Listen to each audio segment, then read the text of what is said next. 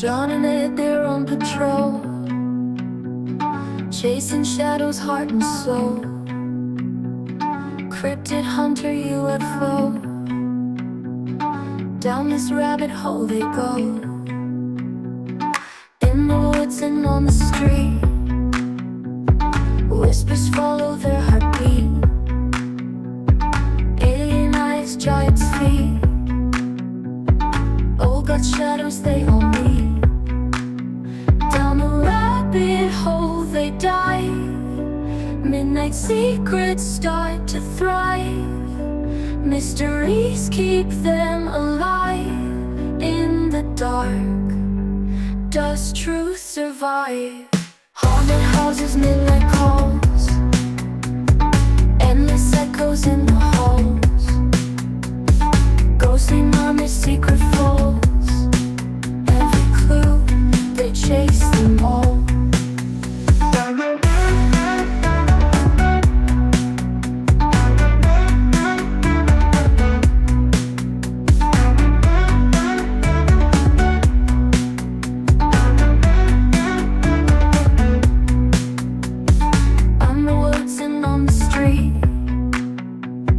Whispers follow their heartbeat.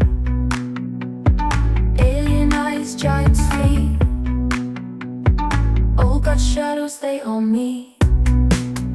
Down the rabbit hole they dive, midnight secrets start to thrive. Mysteries keep them alive. In the dark, does truth survive? Haunting walls, they've got the key. Hidden fears, they set them free. Cryptid hunter, you and me. Down this rabbit hole, let's see.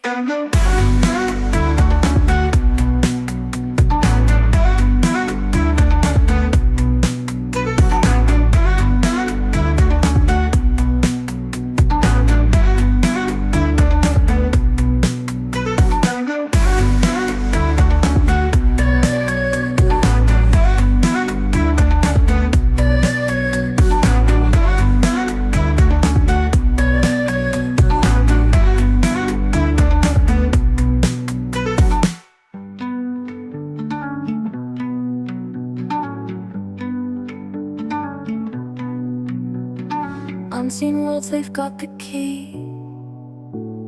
Hidden fears, they set them free. Cryptid hunter, you and me. Down this rabbit hole, let's see.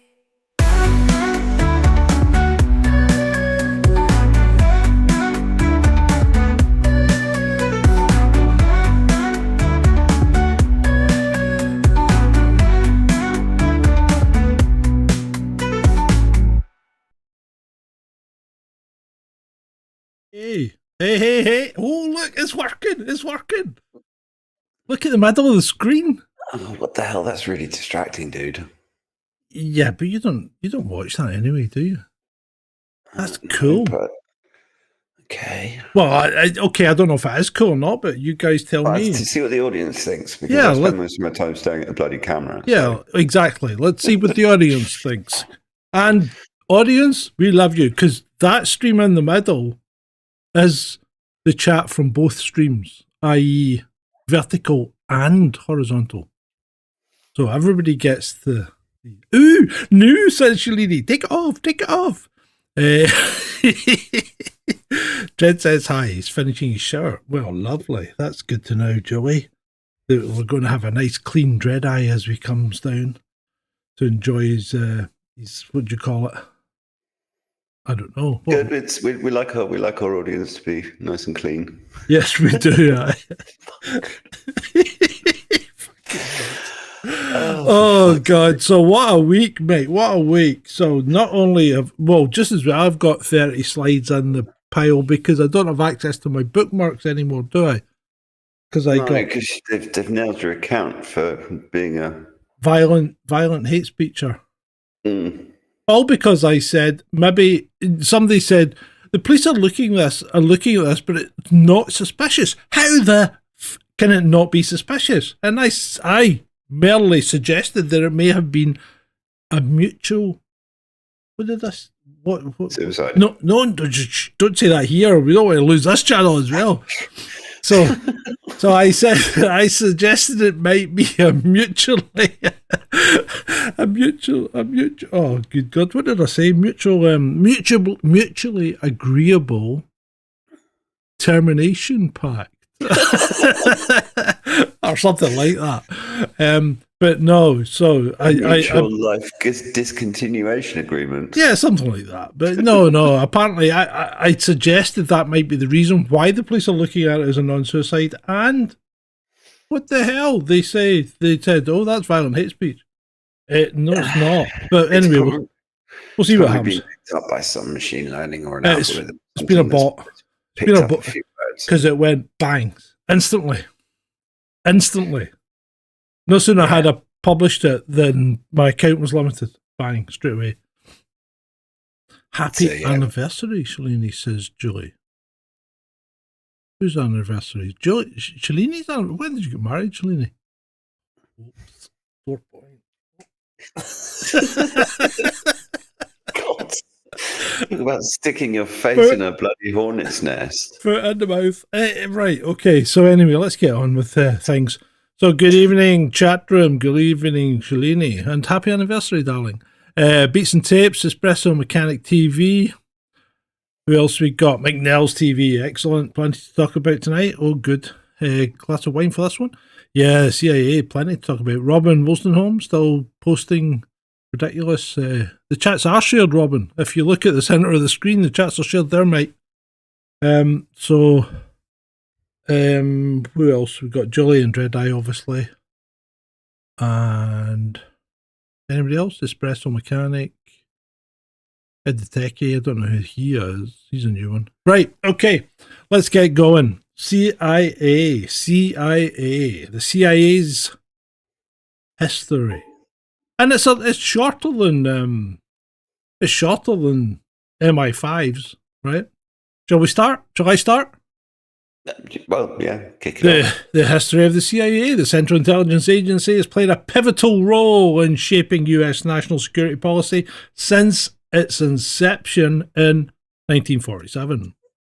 So, emerging from the fragmented intelligence efforts of World War II, the CIA evolved into a globally recognized institution tasked with foreign intelligence collection, covert operations, and strategic analysis. Over its 78-year history, the agency has navigated geopolitical upheavals, technological revolutions, and ethical controversies. It certainly fucking has. Adapting its mission to address threats ranging from Soviet expansionism to transnational terrorism. This report synthesizes the CIA's institutional development, its operational milestones, and enduring challenges, drawing on declassified documents, historical analysis, and congressional investigations to provide a nuanced account of its legacy. Well, enough of that nonsense. So tonight I'm going to be drinking this, which I found in the van. It's a bottle of a spirit called Glen Grant, the Major's Reserve. It's a single malt Scotch whisky. I'm going to pour some into a glass.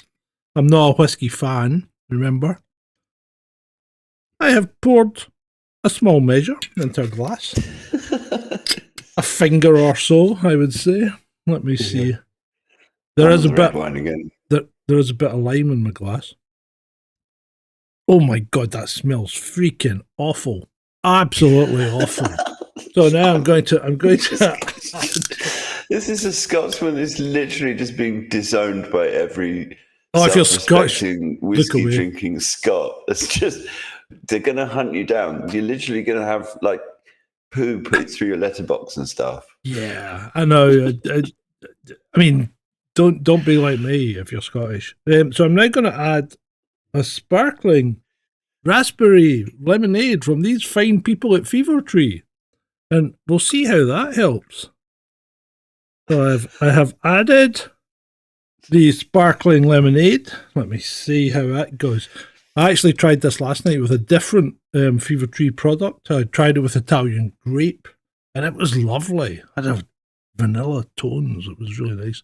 So let's see. This is what happens when you're poor and can't afford to buy alcohol. Let's go. Oh, it smells marginally better, but it's still pretty. Dear. Still smells pretty rank. Well, here we go. Right, should we get back to the CIA then? Or are you going to continue murdering that bottle of whiskey? Oh, that's nice. Yeah, I can drink that. That's okay. Right. Carry on. Cool. Okay, well, the CIA, as we probably know, was founded as a result of the National Security Act that President Truman signed in 1947. But it had a predecessor, which was called the OSS, which was established in 1942 during the Second World War by a guy that's probably got one of the coolest nicknames of any CIA officer, and he was called General William Wild Bill Donovan. And yeah, I mean, he was espionage, sabotage, psychological operations. That's probably where he got the Wild moniker from. And he essentially created the idea behind the CIA. And I think Donovan originally called it the Central Intelligence Service. And he envisaged a peacetime intelligence agency. But it faced a lot of resistance from entrenched people, because at that time, the US already had the FBI, and they had various military intelligence, army intelligence, Navy, etc. Each branch of the military had their own intelligence gathering operation. And so it didn't really go anywhere until the Cold War, and Truman essentially wanted to make a bunch of changes, and then ended up creating a monster, because in 1947 he signed the National Security Act, which is arguably one of the more significant pieces of US legislation passed in the last 100 years or so, certainly in terms of the ramifications that it had, because everything, all of the secrecy, all of the Iran-Contra, all of the different things that we're going to cover stem from that one act. And it essentially charged the CIA with correlating intelligence from other agencies, producing national estimates, and conducting, in quotes, such other functions and duties related to intelligence affecting national security as the NSC might direct. Importantly, the agency was prohibited from conducting operations on US soil. And technically that still applies today, but I think we all know that they've essentially just completely ignored that. And I think on the founding of the agency, I think they took it more seriously. But over the years, they pay lip service to it. And their overt stuff is never done in the US, but their covert, I mean, certainly they have covert stuff going on in the US. And yeah, since 9/11, they've been cut out a few times, and we'll go through that later. Mm-hmm. But yeah, I mean, since 9/11, the rules essentially changed. And so a lot of these intelligence agencies were given a lot more freedom than I think that is needed, and I think is safe for society. Interestingly, the CIA's counterpart, the Soviet KGB, was allowed to do domestic and foreign operations. And the first director of Central Intelligence, called the DCI, was Rear Admiral Sidney Sowers. Sowers? Souers. So let's just say Sowers, anyway. And he oversaw the transition from the interim Central Intelligence Group through the sort of early analytical stuff that they were doing. And then the Korean War highlighted a lot of problems because they didn't see that coming at all. And there's plenty of stories that the Korean War was actually engineered, not quite in the same way that the Vietnam War was with the Gulf of Tonkin. But most wars are based on lies. So that's the very early part. Yeah. Do you want to go on, John? Are you still enmeshed in your whiskey? I'm I'm easy. I can go on. Let's just take it in turns. Yeah. So where are we? The National Security Act of Early 1947. Cold War. You're reading a different. I'm reading The Evolution of the Central Intelligence Agency. So am I. Which one were you reading? You're reading the same one. Yeah, but it seems to be different. What? We're on page 2. We go through all of this, like making notes to make sure that the audience has a decent, organized show, and you just bollocks it all up. Honestly. Don't worry about it, old chap. Don't worry about it. Just give me a second, and I'll just open what I sent you. Because then, well, we've got to do a bit of the history, and then we'll get to the juicy stuff. Yeah. Because that's what right. people are here for rabbit holes. Where did you get down lessons. to? Where did you get down to? I finished at early Cold War, so we've done the initial pre-war stuff and the National Security Act of 1947, and we're now on to the Cold War stuff because that's where the CIA really kind of. So if I to do the early Cold War stuff, I'll start with that. Mm-hmm. So the CIA's and sorry people, I need a producer.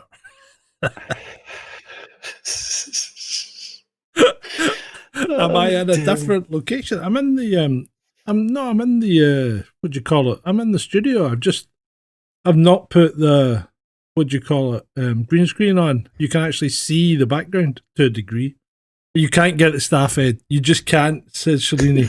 And she's right. She's 100% right. I mean, I did say I wasn't going to go through this sober. But I've only had like a tiny drop in my drink because this is my first drink of the night. I don't drink until, I'm a professional. I don't drink until I'm on camera. I only drink when I've got an audience.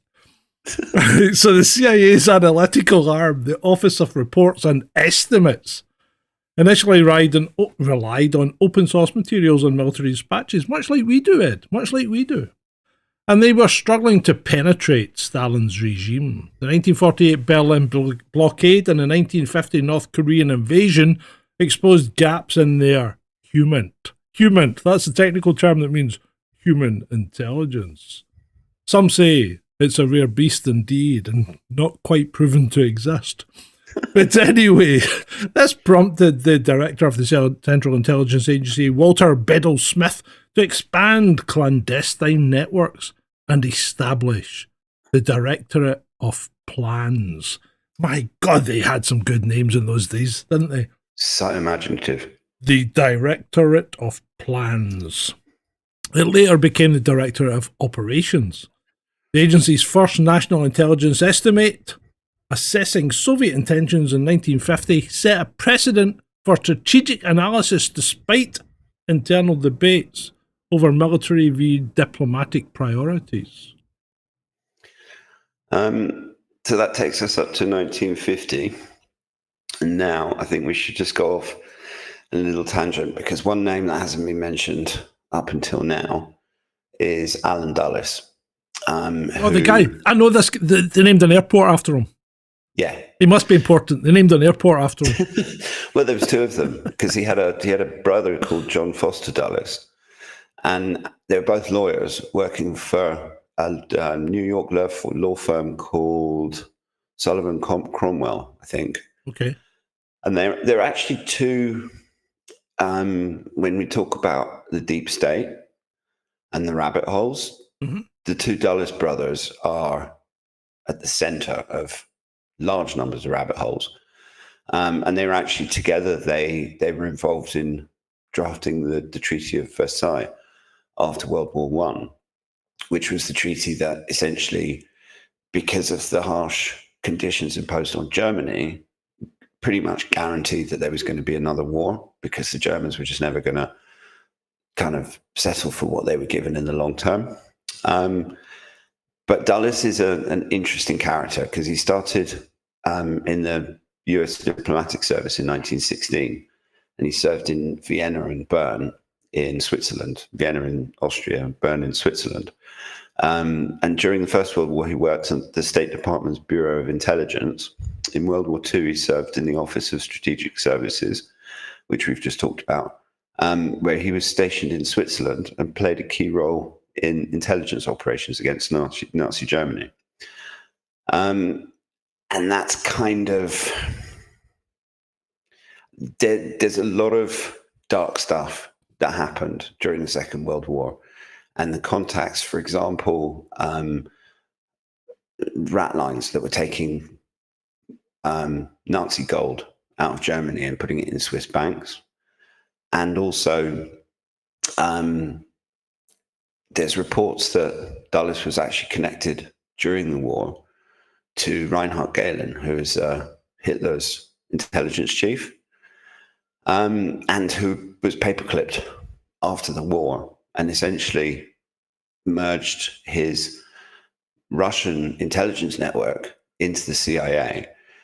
And supposedly an awful lot of dark stuff has happened from that as well. But Dulles ended up becoming the first civilian director of the CIA in 1953, and he served until 1961 when John F. Kennedy sacked him, essentially. And you got downloads going on because you're becoming fuzzy again. Am I becoming? No, there's nothing downloading. All right, okay. Let me just. Oh no, I've got YouTube running. Nope, don't think so. Has that unfuzzied me? I think so. Anyway, so Dulles is. There's all sorts of reports that he was connected to John F. Kennedy's assassination. He was the one that instigated the MK Ultra program, which is the mind control experiments that we've talked about in loads of different rabbit holes. Yeah. And also, obviously, the Bay of Pigs, and it was the Bay of Pigs was the reason that Kennedy fired him.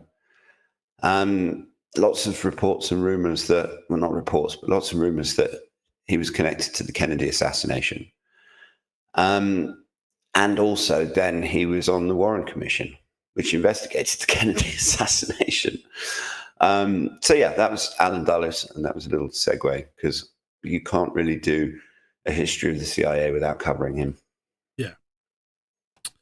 So the CIA then branches into signals intelligence and crypto analysis. So, are we skipping the covert ops?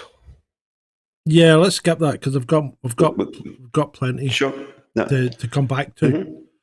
So collaboration with the National Security Agency, NSA, another three-letter agency that we no doubt will go through at some point, or probably more likely they'll come through us. Anyway, I did worry about that helicopter today. I had a helicopter hovering overhead, which is unusual when you're under a flight path. So it must have been the police. Anyway, I don't think they were looking for me or if they were, they never found me. So, yeah, but they only send black helicopters for people like us, John. Yeah, not during the day. So yeah, you got to get a hood over your head. Where am I? That's for you to not know. Anyway, so collaboration with the National Security Agency enabled the CIA to intercept Soviet communications, notably through projects like Venona, which decrypted KGB messages and revealed atomic espionage networks. However, technological superiority did not prevent penetration, like Aldrich Ames, 1985. Aldrich Ames, 1985 to 1994, whose betrayal compromised dozens of CIA assets. And also the Kim Philby, who we talked about last week, who was in MI6. He had a lot of connections to the CIA because he was actually stationed in Washington for quite a while. Yeah. And through his leaking of sensitive information to the Soviets, probably did a fair bit of damage to US intelligence operations as much as the British ones. So some famous human rights abuses and domestic overreach that the CIA has been involved in. As we've spoken, and we'll speak about it again, no doubt, Project MK Ultra, 1953 to 1973, a clandestine program testing LSD and other mind control techniques on unwitting and unknowing subjects, including US citizens, without their consent, One of whom, Frank Olson, supposedly chucked himself out of a hospital window. Yeah. Yeah. That happens a lot in Russia as well. Anyway. That's something now I've heard. Oh, okay. The Family Jewels Report, 1973. Now, apparently it was a documented assassination plots. Patrice Lumumba, Fidel Castro tried to take out Fidel Castro. These were the targets, and it had domestic surveillance and drug experimentation in it as well. Domestic surveillance. Hear that in mind? Yeah. I mean, Patrice Lumumba, just so people know, he was an African leader of what's now the Congo, what used to be called Zaire, and used to originally be called the Belgian Congo. And he was one of those African leaders who, if he'd not been assassinated, a large chunk of what's currently a very messed up part of Africa would probably look a lot different. But he was one of those leaders who wanted to use the country's resources to help the people themselves. Yeah. I'm kind of a mixed bag because, to be fair, regardless of who's messing up Africa, it seems to be messed up all the time. But anyway, leaving that aside, the 1975 Church Committee, Senate investigators exposed illegal activity leading to oversight reforms like the Foreign Intelligence Surveillance Act.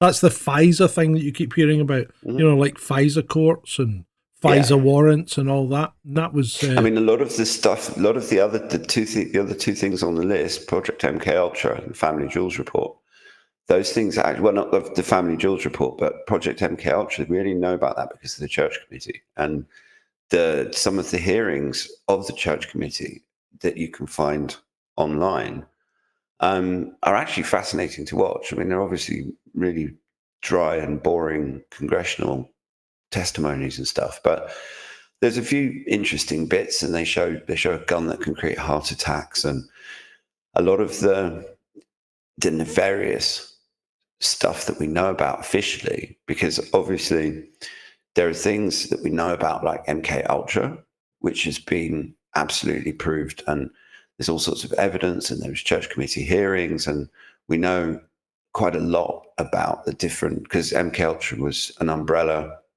project for lots of different ones. But then there's the stuff that the CIA is involved in that's either kind of well known about, but not officially acknowledged, or it's just a rumor and speculation.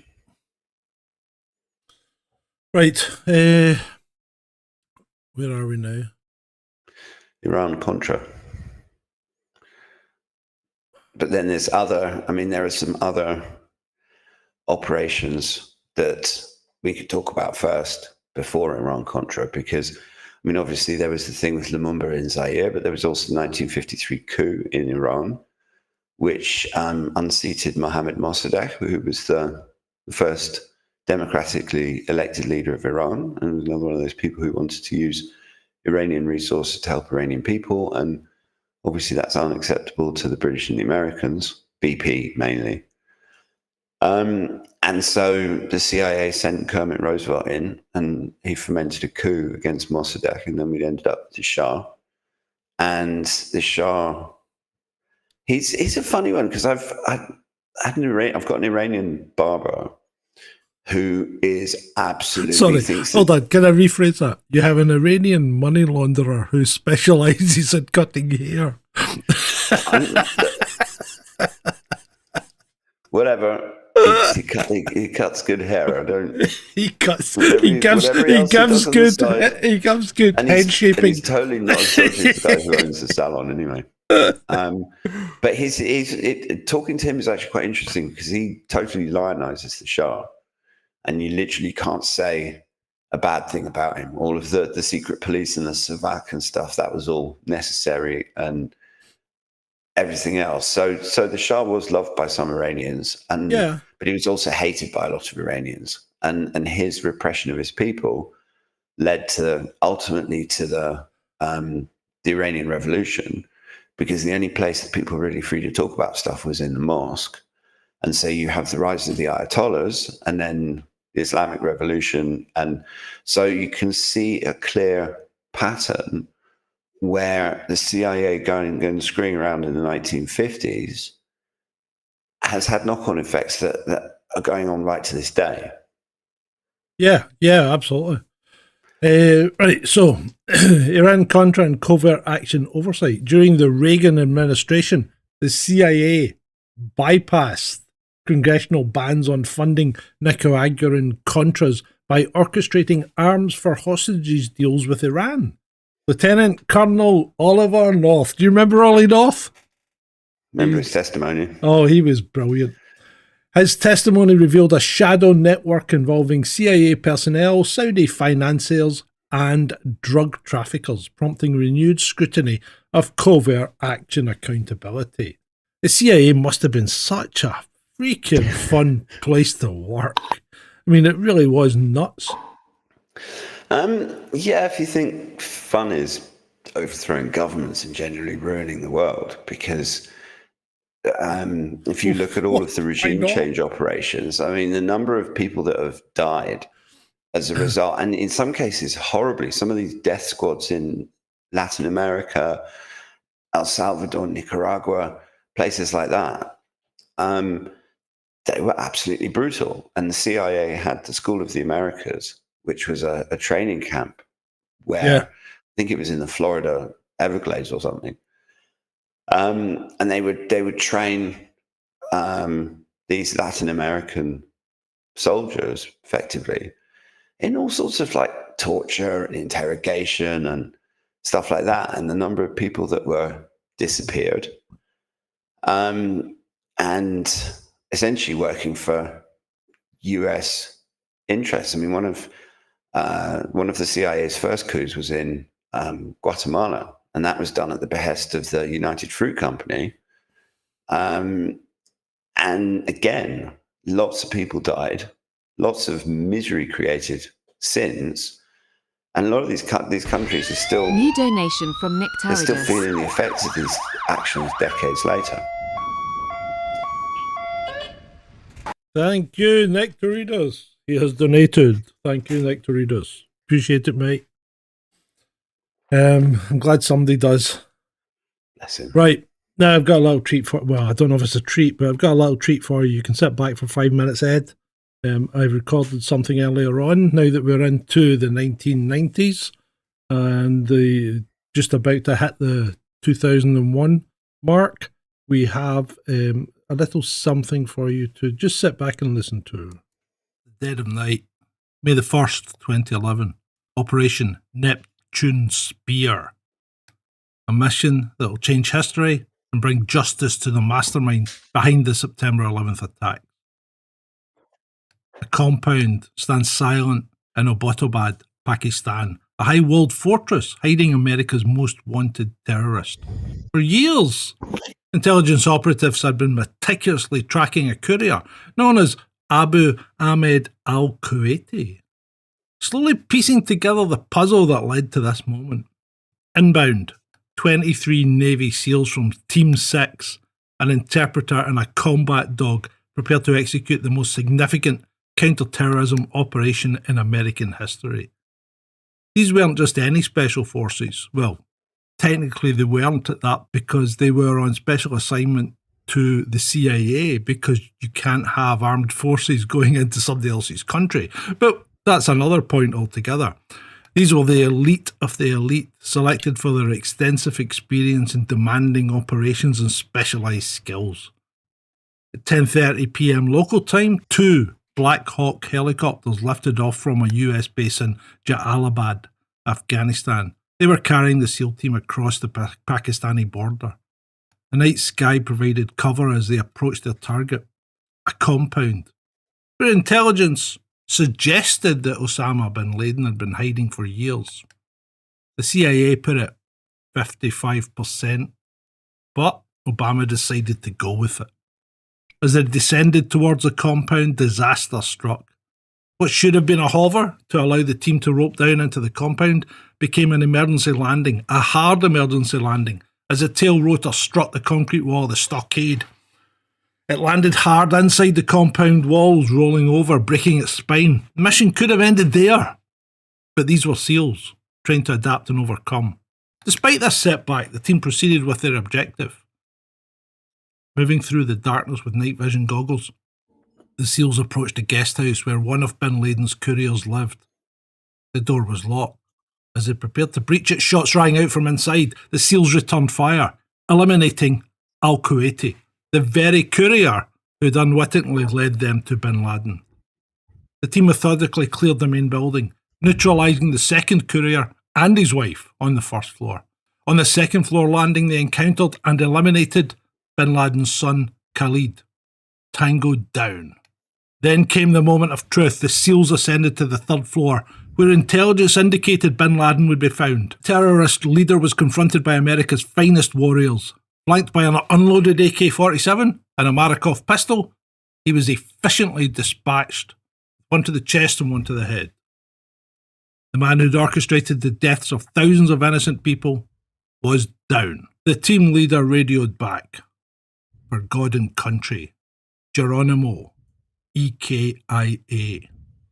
Geronimo was bin Laden's codename. EKIA, enemy killed in action.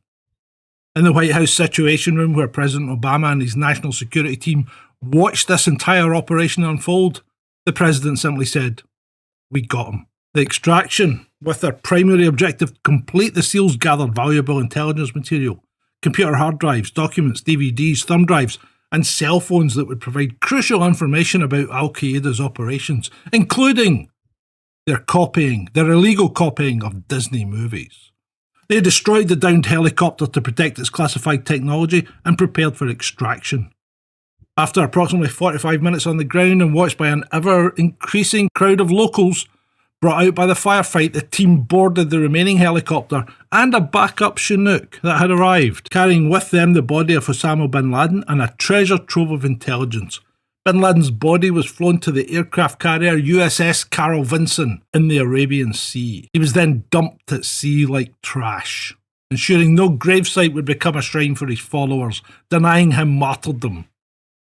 Operation Neptune's Spear represented the culmination of years of intelligence work, military planning, and unwavering determination. In just 38 minutes inside the compound, SEAL Team 6 had accomplished what had seemed impossible for nearly a decade, bringing the world's most notorious terrorists to justice. The mission stands as a testament to the skill, courage and precision of America's Special Operations Forces and the intelligence community that supported them. On that night in May, America's longest manhunt ended with two simple words. Geronimo, EKIA. Good evening. Tonight, I can report to the American people and to the world that the United States has conducted an operation that killed Osama bin Laden, the leader of al-Qaeda, and a terrorist who's responsible for the murder of thousands of innocent men, women, and children.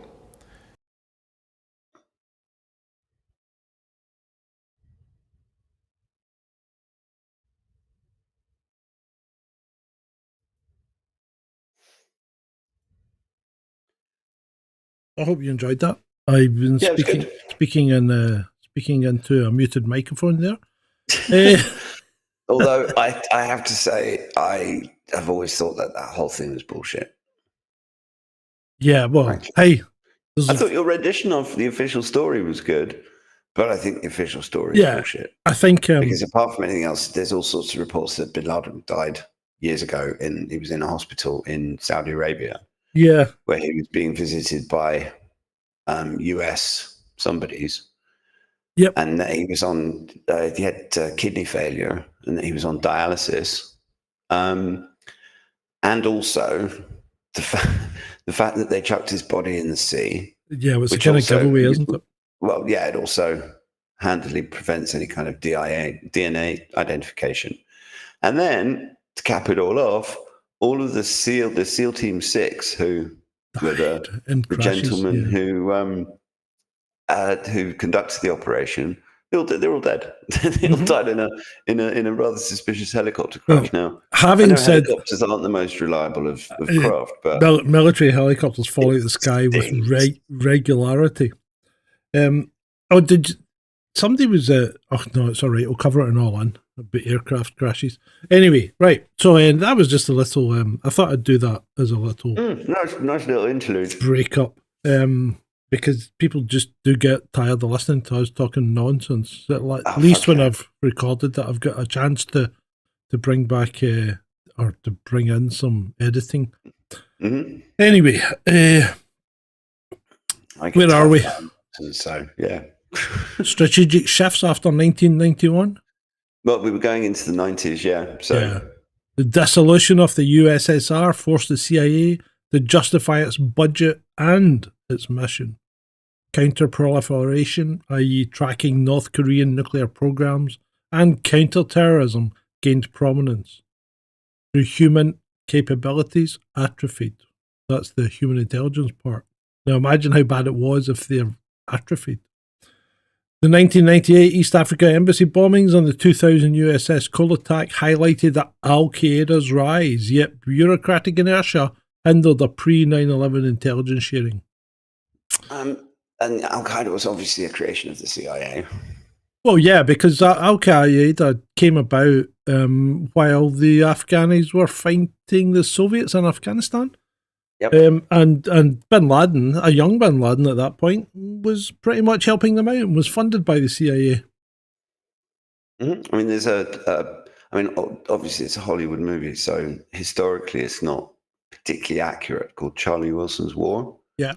That essentially details the senator in the US, Charlie Wilson, who pushed and pushed and pushed for the US to send all the resources that these mujahideen in Afghanistan who were fighting the Soviets, and they just gave them loads of weapons and surface-to-air missiles and all kinds of things, and effectively made the idea was to bleed the Russians. Ooh, where have I heard that before? In Afghanistan, and eventually the Russians pulled out. And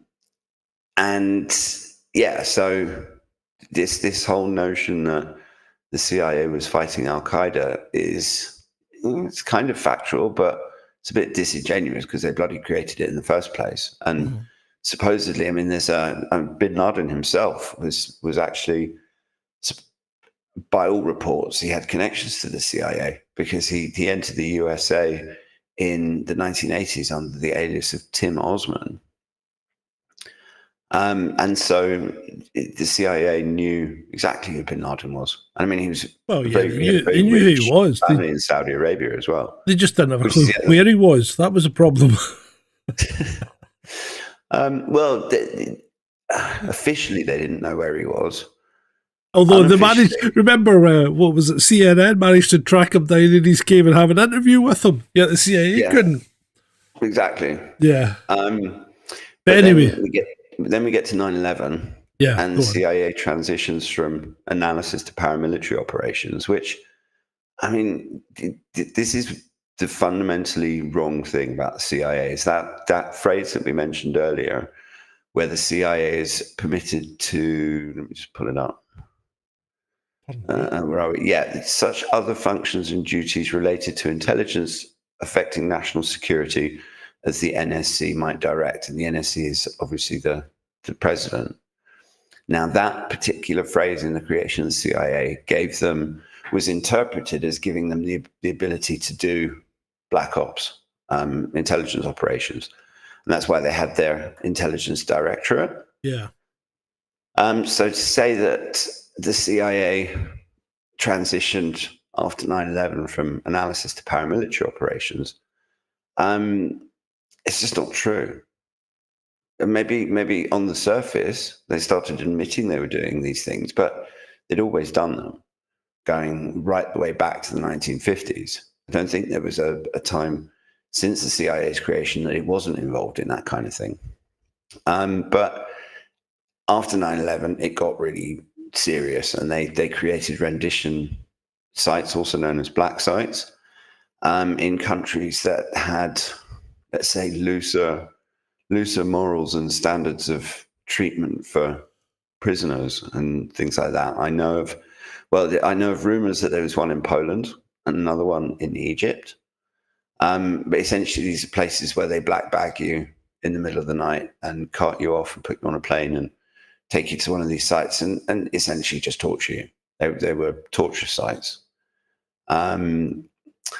And although it's now called enhanced interrogation techniques, so it's not torture, it's enhanced interrogation, which includes things like waterboarding and all of these other kind of pointless things they do to people who will eventually tell them whatever the hell they want to know. And obviously the other thing that happened post 9/11 is drone strikes. And whilst everyone likes to think of Obama as being this really good president and kind of he got the Nobel Peace Prize for not doing anything at all. I know.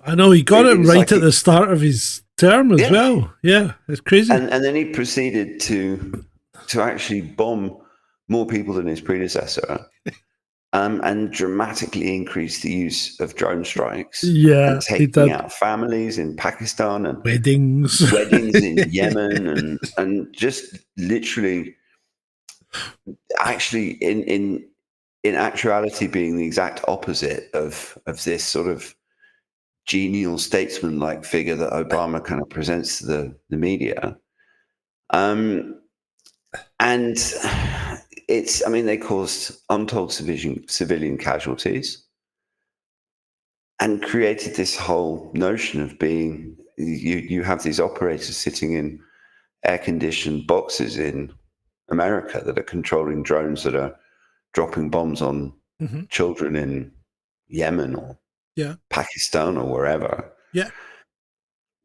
And then in 2014, the Senate Intelligence Committee report condemned the CIA for misleading policymakers about the efficacy of the enhanced interrogation techniques, noting that coercive methods produced no unique intelligence, which is stating the absolute bleeding freaking obvious. Did we cover that on Friday? For years. We covered that on Friday, didn't we? We were talking about that on Friday. Yeah. Yeah. And it just doesn't, if you hurt someone enough, they're just going to tell you what you want to hear. Exactly. So do you want to do the cyber? Yeah, okay. So the CIA's Tailored Access Operations Unit, the TOW, conducts offensive cyber campaigns against adversaries like Russia and China and Iran, obviously, because it was exemplified by the Stuxnet virus 2009 to 2010, which disrupted Iranian centrifuges, which they believed were being used to make, what was it? Something heavy. Were they making enhanced uranium or something? The centrifuges are used to purify the uranium. Yeah. Because they need to get it to like 99%. Yeah, to maintain the fission. Use it. However, the 2016 Russian election interference, allegedly, revealed vulnerabilities in defending US democratic processes. That's such nonsense. That is, I'm sorry, but that Russian election interference in 2016 is proven nonsense. Everybody just claims Russian election interference these days, don't they? I mean, Romania, Russian election interference. That's why they've kicked the guy out that got elected. You know, Ukraine did it way back in the 2014s, didn't they? Russian election interference. Every election they don't like has been influenced by the Russians. The Brazilians, Russian election interference. There's even sections of the idiotic and venal UK media who are trying to claim that Trump is some sort of Russian agent that they even had a code name for him and everything else, and he was recruited in. I mean, just shut up. Yeah. Honestly, just shut up. Of course, then that promotes closer collaboration with the Office of the Director of National Intelligence, the ODNI, another, extended three-letter agency. But no doubt we'll look about. Well, the DNI is now Tulsi Gabbard, obviously. Yeah, I know.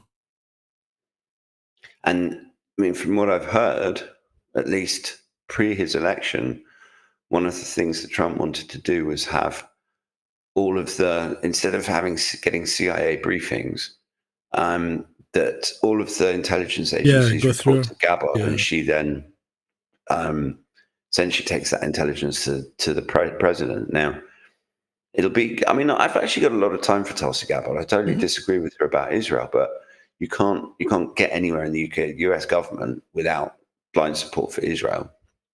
I don't think you made an error there, because you said UK to start with, but I don't think you made an error. Yeah, exactly. It's a Freudian slip. Yeah, I think it was right. And I think it actually applies in lots of different countries. Oh yeah. When you actually, when you actually stop and look at it, because I mean, both Labour and the Tories have got a Friends of Israel group, but those groups also exist in Australia and Canada and the Netherlands, Germany, and they're all over the place, all over. Yeah. But that's, I mean, obviously we're going to have to cover the Mossad to whatever extent we can in a future show. And probably, I don't know how we're going to do that one without getting ourselves into all sorts of trouble. But well, I think it's too late, mate. I think it's too late. Yeah, well, we'll just have to live a bit more dangerously, you know. Well, wait until we do the MSS. Then you won't be able to go and have a Chinese takeaway again. Oh, yeah, God. I don't really have too many Chinese takeaways anyway, so. Just phone them in under an assumed name. You'll make delivery? Oh, don't stop that. Right, where are we? Strategic competition with China. There you go. Your turn. Well, China's technological ascendancy and the Belt and Road Initiative have refocused CIA efforts on countering intellectual property theft and influence operations. The agency's China Mission Center, established in 2021, aims to integrate cyber, economic, and human capabilities to address Beijing's global ambitions. See, I think the problem with China is that they just have so many assets on the ground, because everybody that's Chinese, that's not in China but has family in China, is basically an intelligence asset. That's a rather sweeping generalization. No, but it's true. It's true. I mean, look at all these secret Chinese police stations that you find and things like that. And I mean, I've dealt with the Chinese a lot in Glasgow, because it's a big Chinese community, and they love gambling. So you're always getting them at night, late at night, wandering about. And the Chinese are really, really fucking reporting everything back to the motherland, because if they don't, their family get it. And you know what the Chinese are like? They are inscrutable, but they're also very cold, hard, calculating, and blunt. Yeah. I mean, I've never been to China, so the closest I've gotten to China is Chinese takeaway, frankly. It's a very homogenous society, you know. I mean, they're not. But I think it's also, it speaks to a general, and obviously this is stuff that's on the surface and in officialdom, but for a long time, certainly since the 90s, there's been complaints about the CIA's human intelligence gathering, both in places like Russia and China. But just generally speaking, they seem to have come to rely far too much on technology, satellites, and electronic eavesdropping and things like that. And when you're actually trying to gather intelligence about a place, I think one of the reasons that they were as successful as they were against the Soviets is that they had a much better degree of human intelligence. Now, part of the problem behind that is that a lot of the human intelligence that they had during the Cold War was actually of Nazi origin, because of Reinhard Gehlen and because of Operation Paperclip. And the Dulles, Alan Dulles essentially brought him over to the American side at the end of the war, and they arranged for him to get through Switzerland and And Galen was clever because he took all of his files with all of his contacts and everything else, and he buried them in a forest somewhere. I'm not sure if it was Germany or somewhere else in Europe.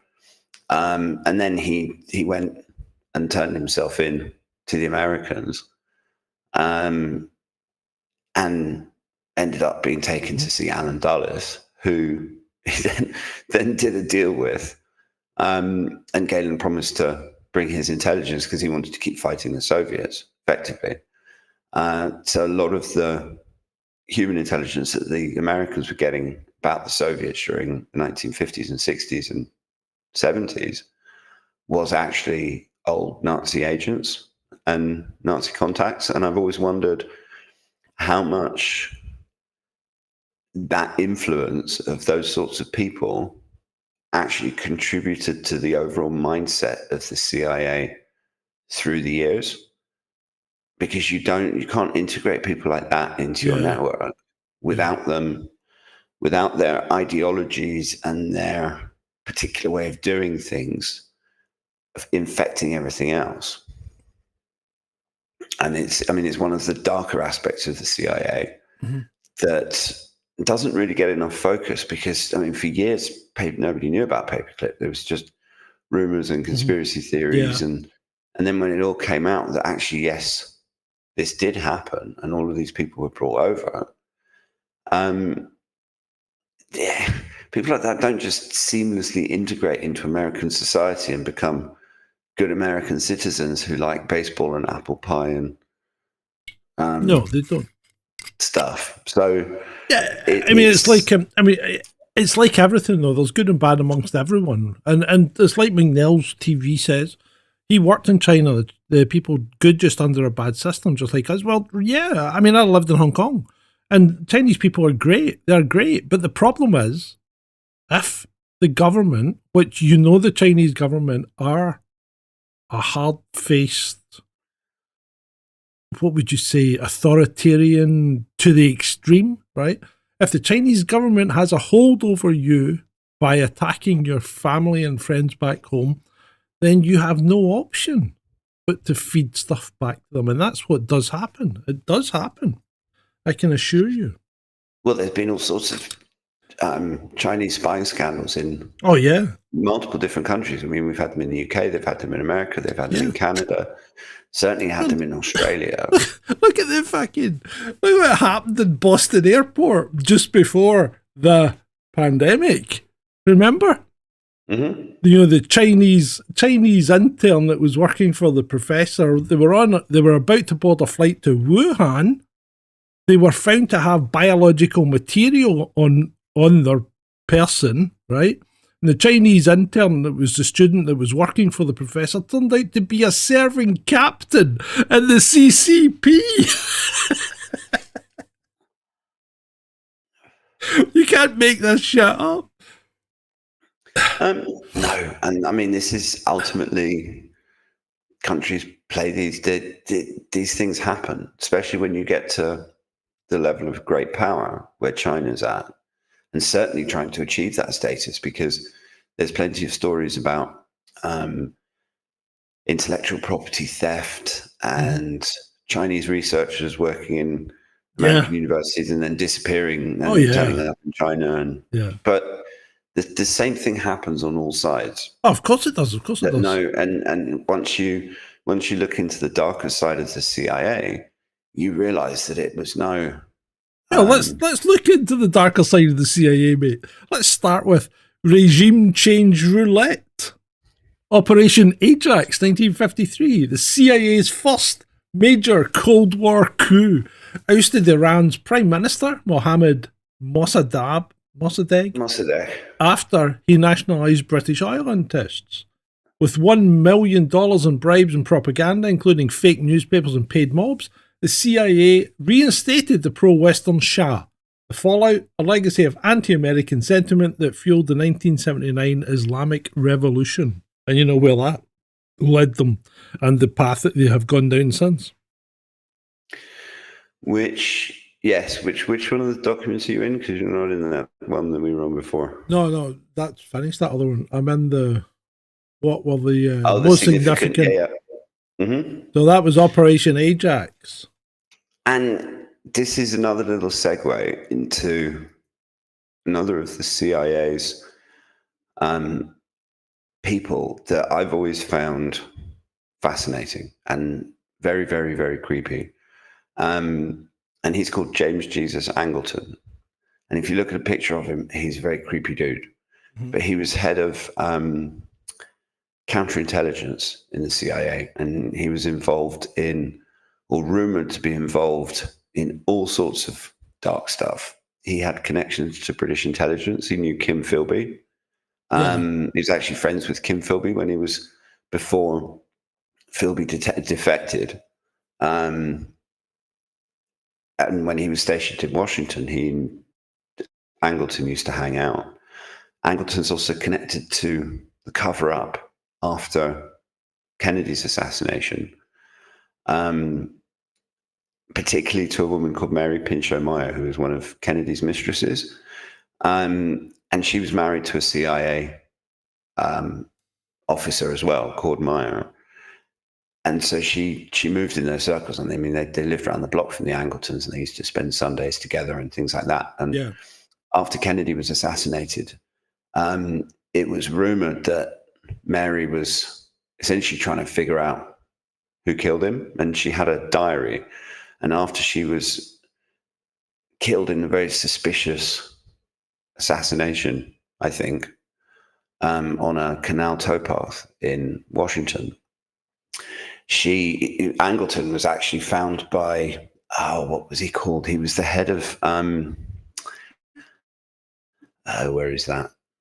Ben Bradley, that's it. He was the editor of the Washington Post. And he found Angleton breaking into Mary Meyer's house, trying to find this diary. And supposedly the diary was destroyed by her sister, but there's always been rumors that Angleton got it and it was deep sixed and he probably burnt it or something like that. But it's fascinating. I mean, for anyone that's interested, there's a book called Mary's Mosaic, which is worth reading because there's some interesting stuff in there about JFK and stuff like that. But yeah, Angleton is just a very, very creepy dude, and struck me as someone that was very good at his job, but he was very, very dark, and he was involved in a lot of very bad stuff, both during and after the war. And yeah, just to get a feel for the sorts of people who certainly inhabited the CIA in the 50s and 60s. Angleton is a good example because he's one of those people that you're never quite sure whether he's working for you or against you.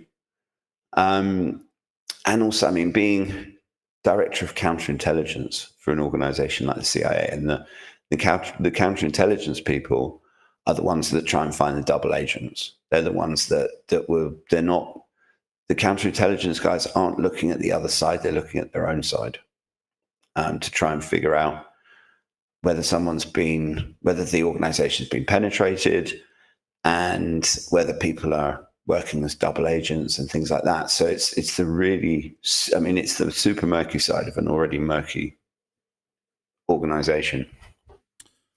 Yes. Then we can carry on to Operation PBSUCCESS. And you touched on this earlier, Guatemala. The CIA orchestrated the overthrow of democratically elected President Jacobo Arbenez using radio disinformation, bomber planes, and a 480-man liberation army. Arbenz's crime, land reforms that were threatening the United Fruit Company. I mean, this is just corporatism, isn't it? Yeah. That's all that is. Absolutely. It's Smedley Butler, that war is a racket. And yeah, I mean, Guatemala is it's the CIA's second regime change operation. Yeah. And Arbenz was actually, he wanted to help his own people. He wanted to nationalize some of United Fruit's land. And the fruit company didn't want that. So they essentially sent the CIA in, effectively. And to me, that's they're supposed to be gathering intelligence. It's just corporatism. That's all. Well, come on. Yeah. I mean, what was it they used to say? Well, they don't used to say. As soon as the Americans pulled out of Afghanistan, it's freaking heroin production dropped precipitously because it was them that was keeping it going. Yeah, absolutely. Anyway, and it was, yeah. I mean, when they first invaded, the Taliban had almost stamped it out completely. Yeah, exactly. And in the first year that the Americans were in Afghanistan, it went up 300%. Too much money to be made. So, Project Fubelt, 1973, Shalini Varma. Another fab show, lads. Cheers. Thank you for the super chat. You are such a sweetie, especially on your anniversary. Appreciate it so much. So, Project Fubelt, 1973, the CIA funneled $8 million to destabilize Chile's socialist leader, Salvador Allende. Culminating Allende. In Spanish, if you have two L's, it's a sound. All right, okay. Culminating in General Augusto Pinochet's brutal coup. Covert ops included funding opposition media, trucker strikes, and sabotaging infrastructure. I stayed with a guy that used to work for opposition media, i.e. Radio Free Europe. Mm-hmm. That was a CIA-run organization. I have spent time in a CIA flat in Munich. Is it a safe house?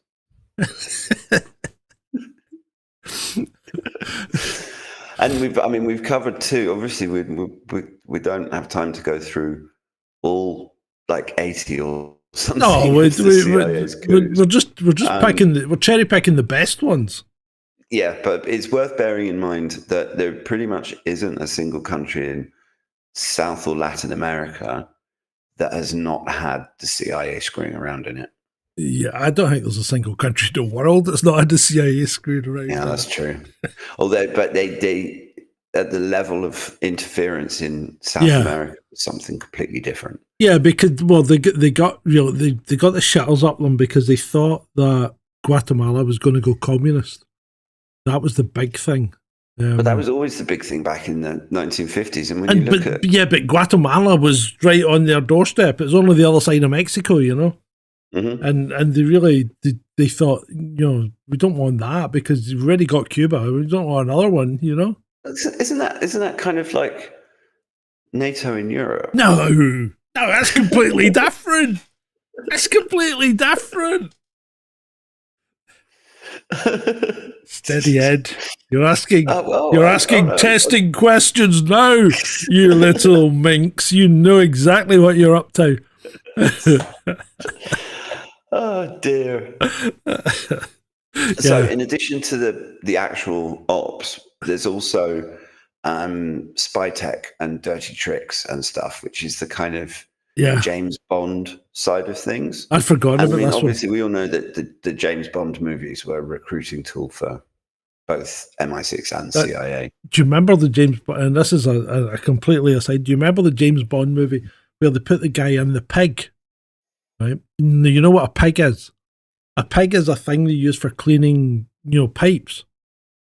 So they put this guy in a pig in the Russian side of the East Germany or whatever it was, and they shot him along the pipe to get him out in the West German side, because obviously the Russians at that point were still supplying this gas. Do you remember that one? No, I do. I remember him putting that guy in the pig and thinking, "Oh no, I wouldn't like to do that at all." But they did a lot of that because there was Operation Gold in 1955 where CIA engineers dug a 1,500-foot tunnel under East Berlin. That's not insubstantial. 1,500 feet into a foreign country. And that was to tap Soviet military cables. And despite being compromised by CIA mole George Blake, the intercepts revealed Soviet troop deployments and nuclear plans. And that's something that they've done. They've spied on underwater cables. A lot of the phone lines and stuff back in the day. And I mean, they're still doing it. All this surveillance is not, it's just gone up a notch, and we're probably all being of course watched by an all-seeing AI that sees everything and knows everything. Yeah. But then we also had the U-2 spy plane, which there was a famous incident where a U-2 pilot called Gary Powers was shot down, and supposedly the U-2 was unshoot downable because it flew higher than they thought Soviet missiles. 80,000 feet, I think it flew at. Yeah. I mean, there's an amazing aircraft, and they used to just have super snazzy cameras on it, and it would just fly at massively high altitude, taking pictures. And obviously, the spy planes they kind of lost their usefulness when the satellites came along. Yeah, but I wouldn't be surprised if there are still. Well, U-2s. I mean, the American military doesn't throw anything away. Well, the thing is, the spy planes that are they're usually taken up by drones now, right? But it's better to have a drone because you can task it to an area and it can loiter, you know? Mm-hmm. Whereas a satellite can't. A satellite is moving, and they're moving fast, you know? They're doing what? 17,000, 20,000 miles an hour or whatever, depending on what orbital ring they're on. So they're moving fast. But a drone you can stick up there and it can loiter for hours. Mm-hmm. And also satellites can be predicted. If you know the satellite is there, then you can, if you know what its flight path is and what sort of orbit it's in, you will actually know when it's coming overhead. So you can just get indoors and hide away from it. They used to do that as well, though, by putting out like inflatable tanks and aircraft and things on runways to make it look like you had more stuff than you really had. Mm-hmm. I mean, deception it's not the kind of loud and glamorous, or not glamorous, but the loud and exciting part of war, of people shooting at each other. And obviously that's not exciting. It's a bad choice of words, but that full on overt aspect of war, of people and tanks and artillery and things like that. The secret stuff is just as, if not more important, because you're getting information, and that information you potentially, if you get the right piece of information at the right time, can lead to a massive win. Yeah.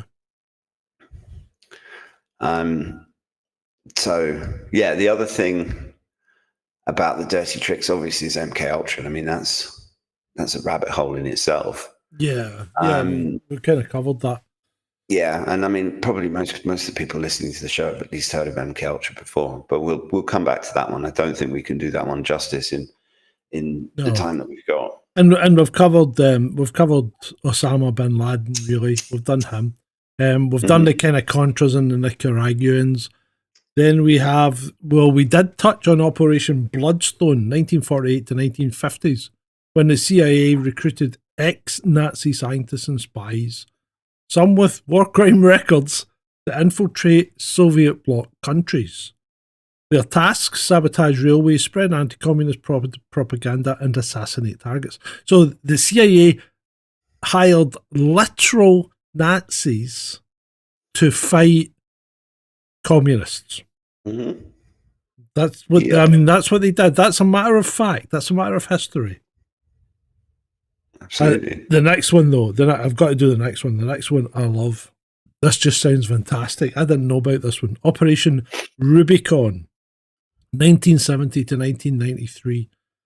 In a joint op with West Germany, the CIA secretly owned Swiss firm Crypto AG, which sold rigged encryption machines to 120 plus countries. Their backdoor access decrypted communications during crises like the Iran hostage saga and the Falklands War.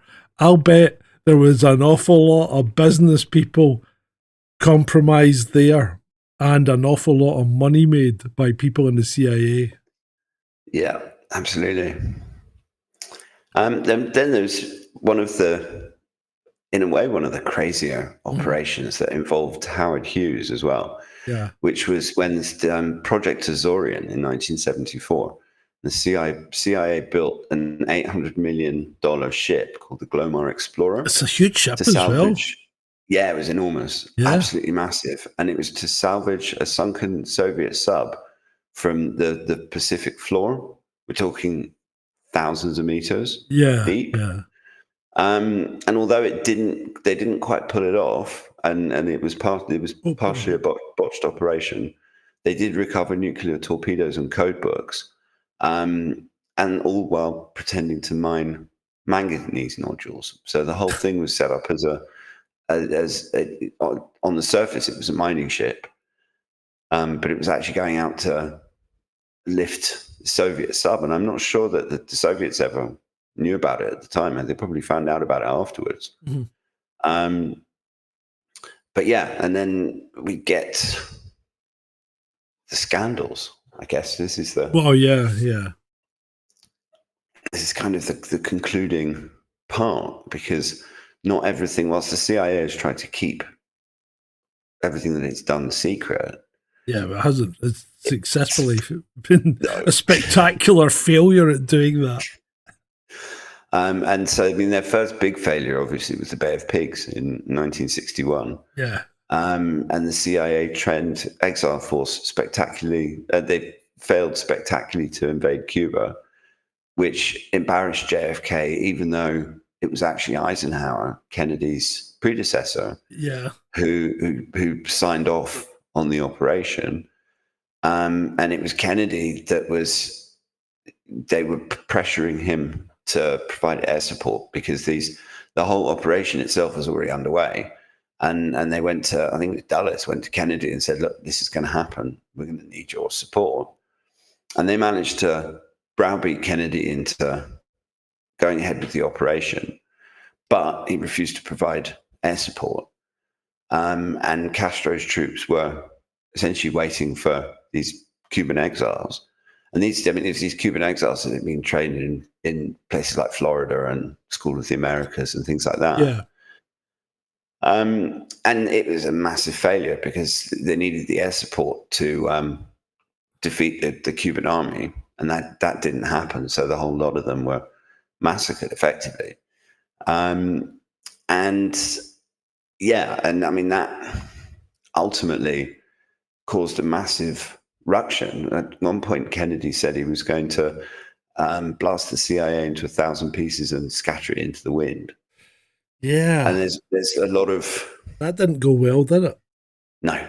But there's a lot of theories that was one of the big... Because he fired Alan Dulles as well. And Dulles was, I mean, a massively powerful person in Washington, with even not working with the CIA. He still had all of the social connections, and he knew people like Angleton, and there was an awful lot of people that actually were pissed off with Kennedy for firing Dulles, and also for not supporting. I mean, he certainly, amongst the Cuban exile community, Kennedy created a lot of animosity, because he essentially, as far as they were concerned, he betrayed them. So yeah, it's a difficult one, though, because if he had, I mean, it's an interesting mental exercise to imagine, what if Kennedy had provided air cover? Would that invasion have been successful, or would it just been another bloody disaster like all of the others? Because when you think about it, a lot of these regime change operations just turned into a disaster. Yeah, they just turned into like a constant civil war. Mm-hmm. Absolutely. I don't know. I really don't know. Well, the thing is that it's still happening, because we had the Maidan coup in 2015. It's never finished. Well, obviously. I mean, they went from Cuba to what? Well, they did Korea, Cuba, Vietnam. Then where did they go after Vietnam? Afghanistan? Because did they go? Iraq. Oh, well, they did Iraq as well. They've done Iraq twice. Afghanistan. Libya. Yeah. Oh, Somalia. There's virtually Somalia. But I mean, they messed around in Europe as well, because they were screwing around in Italy. And then we have Operation Gladio as well. And then the Baltics and all that. And Oh, bombing I mean, Yugoslavia. yeah. I mean, the whole thing's just, and of course, Philippines and Hmm. all the carry on out there, Myanmar. Um, yeah, And that's just the stuff we know about. yeah, Because when you actually think about the CIA is a bit like an iceberg. There's a little bit on the top, and there's a whole shitload under the surface that we can just speculate about. I mean, some of it, thanks to the Church Committee in 1975, we know about things like MK Ultra and other stuff that they did, but by no means all of it. yeah. And that the church committee, that was a good one as well, because 7,000 anti-war Americans they spied on, 7,000 plus. That, and they're not supposed to operate with an American. No. It's crazy. But I mean, it's an absolutely fascinating organization. And I mean, there have been hundreds, if not thousands, of books written about it. And those books will continue being written because the dirty tricks continue. And they seem to operate. It's a bit like MI6. They're kind of a law unto themselves, and they have this massive amount of power. And technically, there's supposed to be oversight, but as we've seen, that oversight's not particularly effective. Going to be so well buried, and I mean the thing is, these people genuinely think they're working for the benefit of their country, and in a lot of cases they are. You know. A lot of cases they are. Alan Dulles was absolutely thought that way. Yeah. But his version of the United States is not the kind of place that most of us would want to live in. Exactly. And the same goes for those forces of darkness in the UK as well. Yeah. I mean, I've no doubt. And you know, I think Starmer's a complete tool, but I have no doubt that he thinks he's doing the right thing. Yeah, given his background. I mean, I agree with you broadly in what you say. Just that particular example, does he really? Yeah, well, you think about his background and where he came from and his Fabian society and all that. The guy's a communist through and through. So he thinks he's doing the right thing, swinging us more towards that kind of, society, one where, the state knows best. The state has, I mean, look at the state just now. It's taken over the controls of everything. It is really trying to take the means of production off us. It never works. I know it doesn't work. I know this idea, it doesn't work. But the problem with the communists is what they would say is, the stupid Russians didn't do it right. Mm-hmm. That's exactly. I know. They just didn't apply it correctly. Precisely. And then, I mean, Starmer probably looks like at a place like China and just has orgasms about it. Yeah, but China's not communist. That's the problem. Well, no, but in terms of that, because the thing with Starmer is, I think he's actually more authoritarian than he is communist. Yeah, probably. I mean, he'd probably settle for a dictatorship. I'll be fair. Oh, he'd probably love to. I bet he'd love to cancel all the elections and just turn himself into the dictator for life, and he'd have Field Marshal Lamy Amin Dada. Oh my God! As well, that guy is so thick. He's thick, and just makes my skin crawl. Yeah, he reminds. I mean, because my dad used to, he used to move in. He wasn't in politics in Zambia, but he used to know those people because he's a hotel manager. Yeah. And so he knew a lot of people. And Lamy reminds me of some of the worst of the Zambian leaders that I've met in my life. Yeah. Just in terms of of just utter incompetence and arrogance. Absolutely. And completely over promoted. Massively promoted beyond any ability for whatever reason, usually because he plays the race card. Yeah. And he makes my skin crawl. And I just think he's stupid and arrogant and he's embarrassing. I mean, this is the guy representing the United Kingdom on the world stage and he's an idiot. Yeah. I know. Frankly. It's frightening. So do you want to take that last line? I think that's a cracker.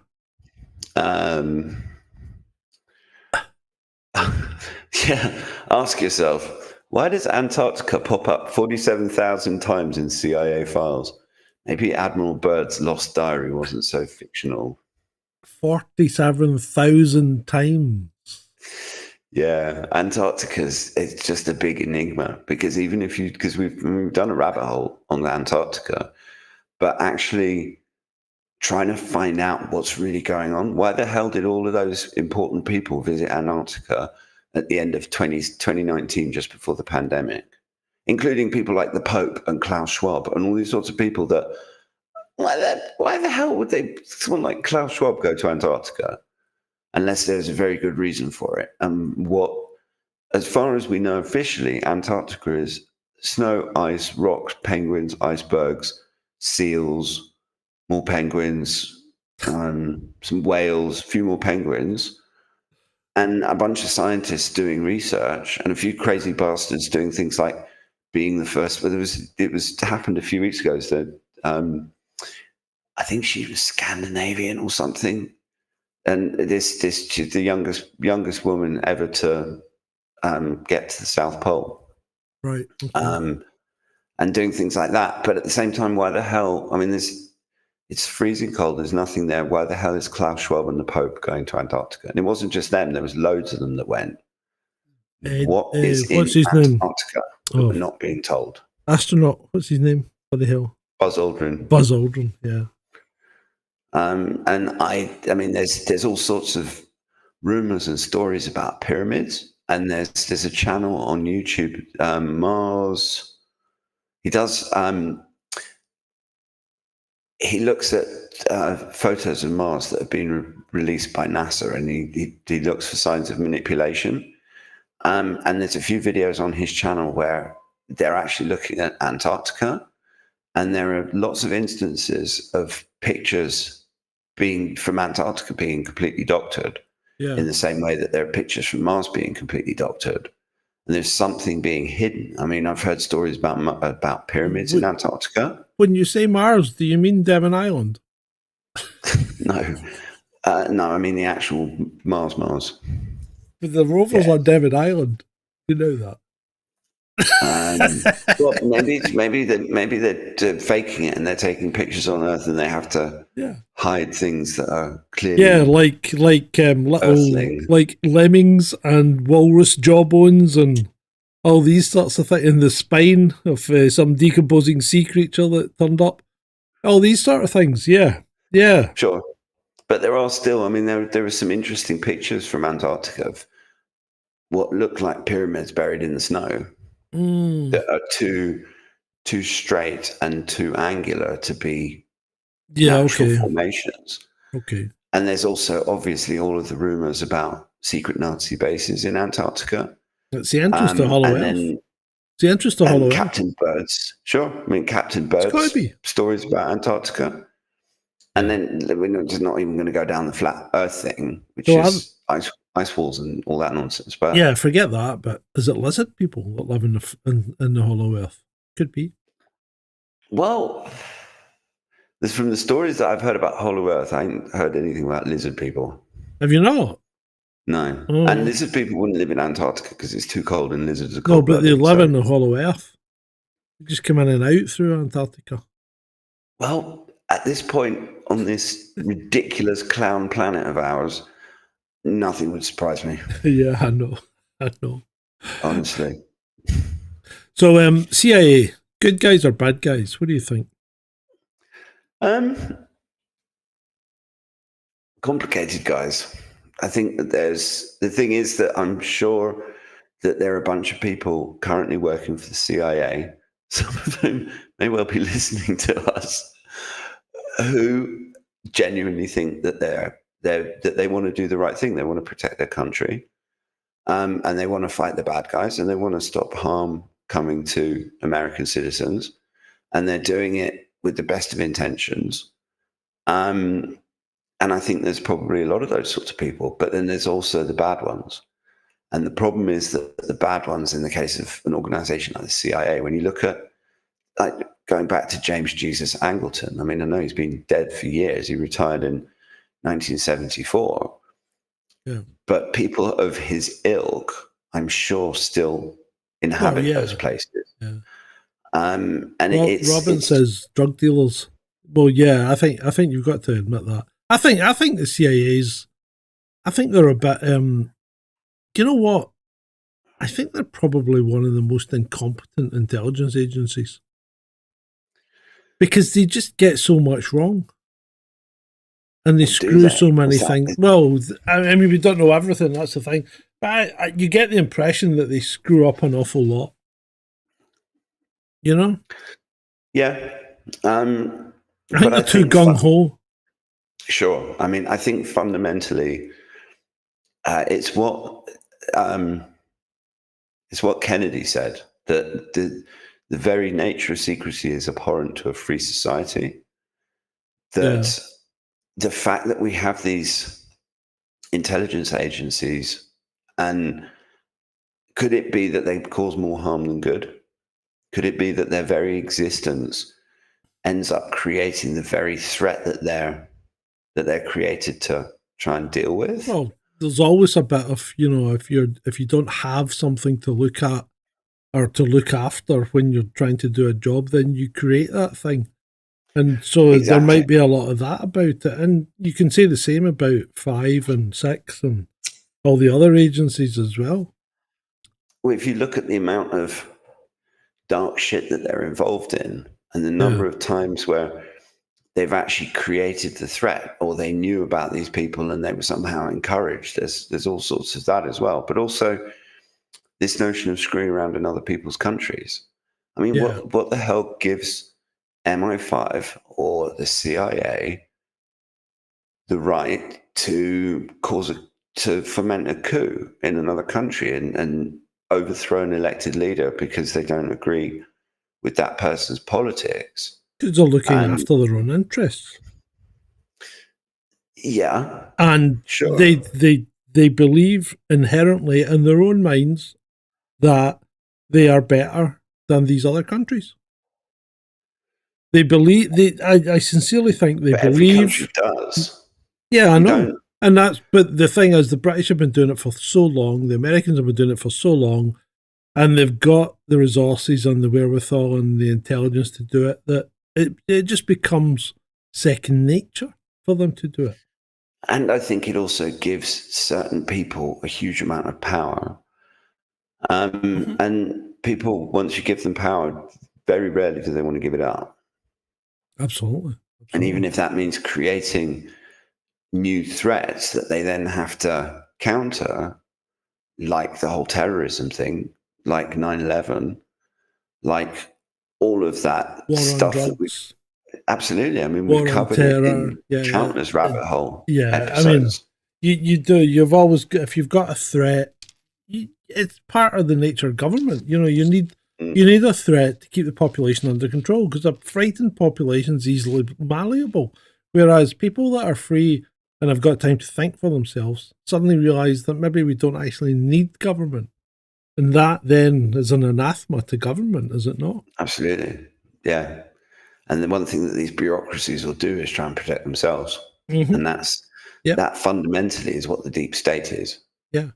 It's that entrenched bureaucracy that exists everywhere. I mean, we're seeing loads of examples of it in the last, since Trump was elected, with Musk and Doge and like surfacing all of this crazy stuff that they were spending money on, essentially to infiltrate themselves. And then the US government was funding the organizations that were promoting migration. It's like you're paying for your own takeover, effectively. Yeah, you are. I think that's a good place to draw a line. Yeah, before we wrap things up, though, what about you people out there? What do you want to see next week? You want more intelligence? Are we looking into more 3-letter agencies? Or do we want to take a break and dive into something more esoteric, more exotic? You tell us. What do you want us to go into?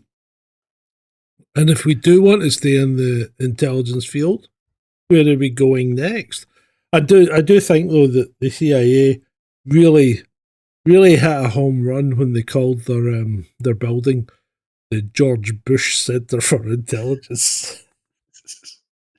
Well, if we're going to do another intel agency next week, I think we should cover one of the ones on the other side, like KGB or the Stasi or the Chinese one or one of these other ones. I mean, maybe the KGB would be an interesting one. Yeah.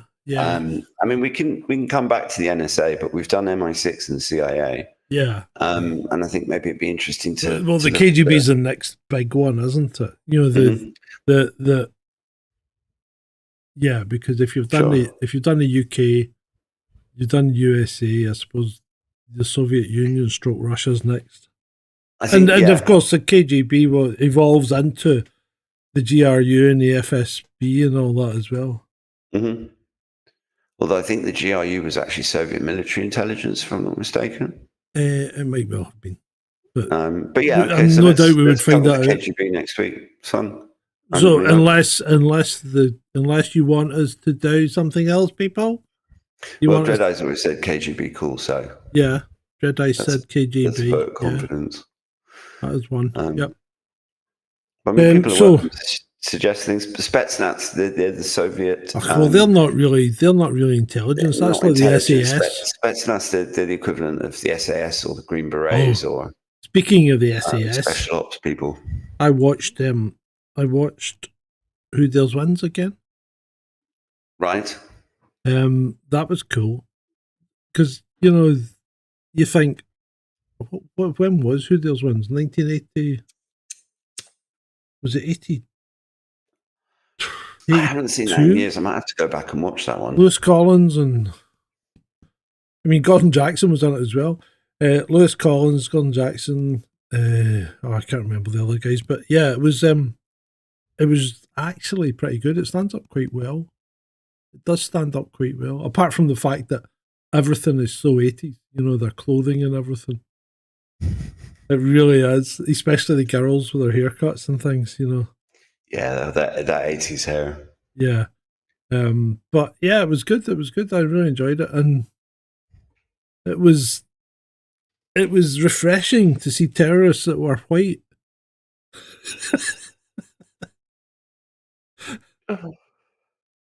But yeah, it was quite good. I did enjoy it. The SAS part was cool as well. I love films like that anyway. Yeah.